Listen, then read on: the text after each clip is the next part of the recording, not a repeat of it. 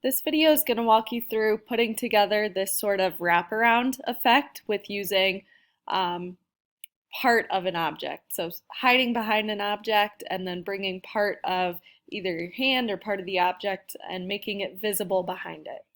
So the first step is to go to File, Scripts, and then Load Files into Stack. And go ahead and hit Browse and then find where all of the pictures are saved.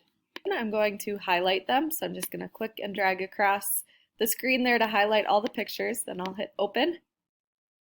And make sure before you hit OK, you check off the box that says Attempt to automatically align source images. And then I'm going to hit OK. And it's going to take a minute, so be patient while it loads your files into a stack and tries to line them up. The layers are imported. If this was your project, you'd want to kind of click through these to make sure that you're wanting to use all of these images. But for these, I have downloaded for you only the ones that are going to be used. So these are good to work with. You can see as you're clicking through them that hand does move to a different spot behind the tree each time. But I'm going to just start with that first layer, add a mask to it, make sure my paintbrush is set to black, and it's set to normal, 100% opacity at the top. And then I'm just going to mask off that hand, hit Command I, hide that hand so I don't get confused with which layer I'm working with, add another mask, and just continue to go through all of these layers, hitting Command I, hiding it, and adding the mask onto it. So this one is a pretty straightforward technique. The only spot where you're going to run into a little bit of trouble is areas of overlap like this. So we'll talk about touching those up when you're finished, but for now just keep going through all of these layers, getting those layers masked and then unhidden and then continuing through. So I'm going to come back once all of these hands are masked off and we'll look at the next step. The hands masked off, and that brings me to my bottom layer, which is just the girl standing in the background here. So don't do anything to that last layer. So leave that where it's at and bring back all of the hands here. So I'm just unhiding these. Now obviously all of these are going to need touched up a little bit since they are overlapping part of the figure that's in the foreground. So to do this, I'm going to find my first layer. So this one here is only overlapping a little bit of that hand. So I'm going to select my mask and I'm just going to paint right over the spot that it's overlapping. And then I'm going to hide that one, so that one's good where it's at. I'm going to move on to the next hand. So this one is overlapping a little bit more and it's fairly detailed because of the hand. So what I'm going to do on this layer with that mask selected is choose the quick selection tool, which is hidden if you have the magic wand tool up. It's couple down, click and hold it down until you see that quick selection tool. And with this, you can quickly select parts of the hand, and I'm going to make that selection tool a little smaller to select around the fingers here, just to make it easier to refine your edges around your selection.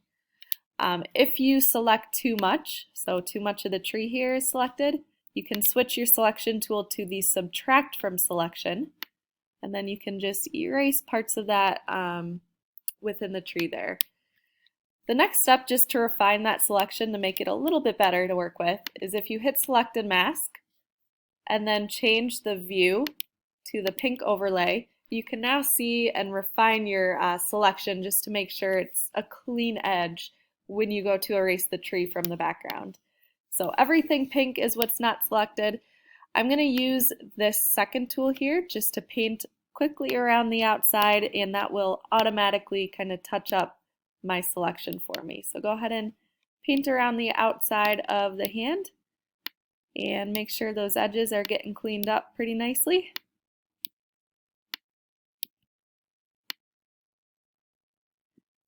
And then when you're finished, you can hit OK. So now I have that good selection around the hand, but I want to erase or mask off what's behind the hand. So that area of tree. So I'm going to just flip my selection really quick. So I'm going to go to Select, Inverse, and that flips my selection. So now you can see the dotted lines are on the outside of my image. So everything on the outside of that hand is selected, which is good because we want to erase on the outside of the hand. So I'm going to switch back to my paintbrush leave it set to black there. Make sure I have the mask selected on that second layer. And then I do have to be careful when I get to erasing around the shirt here because I did not include that in my selection. I'm just going to make my brush a little bit smaller for those areas.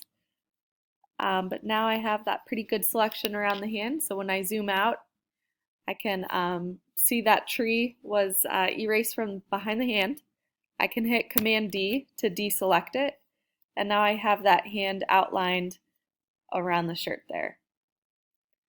Another option to make this easier, if this was something you were doing for your final project, would to be using a different person as the clone that's standing on the tree there, but this is good to practice seeing how to touch areas of overlap up because you're definitely going to still have those on your final project. But again, instead of the same girl posing with the hands and then on the tree, you could maybe have two people, one person posing on the tree, and then the second person reaching out on top of that person with the hand in each picture. You would just have to make sure that this person standing in the middle did not move at all. But as far as practice goes, this is good to just select around those hands and try to clean those areas up. So I'm going to hide that, go to the next one, see what's overlapping. So we have some area right around here that I can just quickly touch up with that smaller brush and refine. If I erase too much and then get rid of the wrong arm, I can switch the color back to white and then just bring that area back. So switching between the black and white is going to be really helpful to adjust these pictures. But I'm going to zoom in. Again, use that quick selection tool. Make sure it's set to this first selection here. Try to select around the hand. If it selects too much, I can subtract from my selection.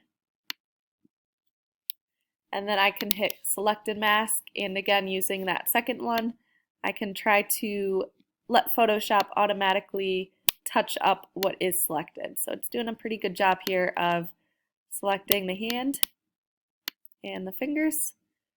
And then when I'm done and it looks like I have a good selection, I'm going to hit OK. Inverse my selection, so select, inverse, that way behind the hand is selected and outlined so you can see those little dashed lines.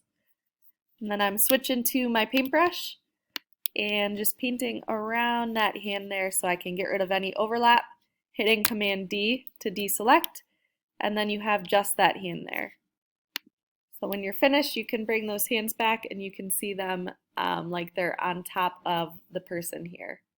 So this is what that end result looks like. I did add the levels and curves to this as well, so make sure you do that. But you can see those clones coming back into the composition. So be creative if you do this for your final project with where the hands are located. Maybe you have the hands coming up out of the grass and then erase the rest of the person in the background. Or maybe you have the hands doing different poses in each of them, but be creative if you're going this direction for your final project.